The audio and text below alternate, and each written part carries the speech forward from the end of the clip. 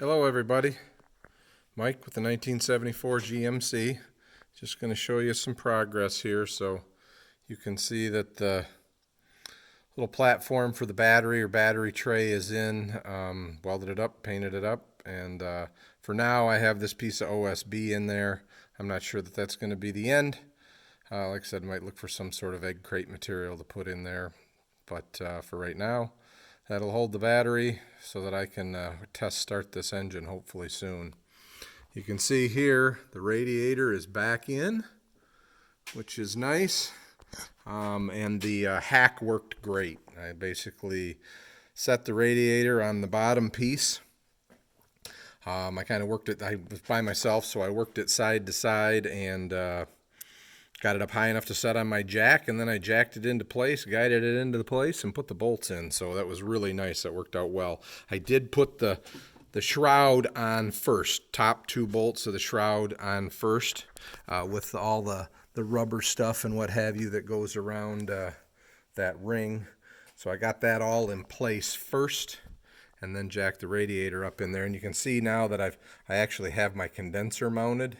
And all I did was took that piece of that 1-inch leg angle iron or 3/4 angle iron, and I screwed that across the radiator, and then used the channel on the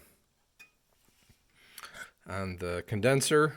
And there's a screw underneath each of these brackets. You can kind of see there.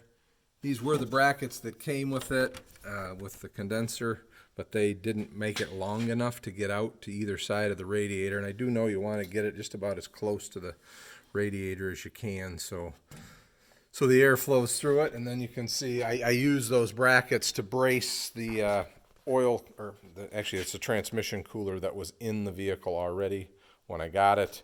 That's powered by a thermostat.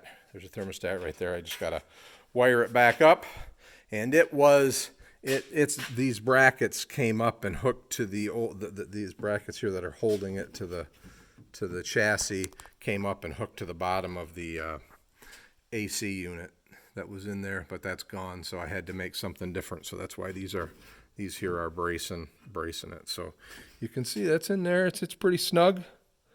Everything's looking pretty good there. Basically the engine is buttoned up. I need to put fluids in it. And other than this, I still need that elbow, but I need to put fluids in it. And you can see I've got my heater hoses routed out here.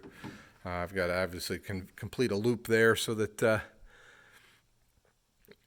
cooling system can be functional. So like I said, I got to put the exhaust, the Y pipe back on. Got to finish this up and put some fluids in it, and I'm pretty well ready to try and start it. So we'll get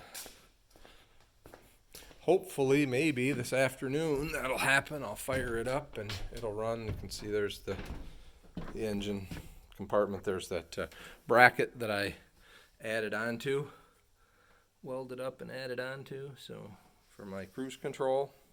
So far everything's looking halfway decent. Hopefully I didn't forget to tighten the clamp somewhere. All right, everybody, have a great day. Contact me with questions.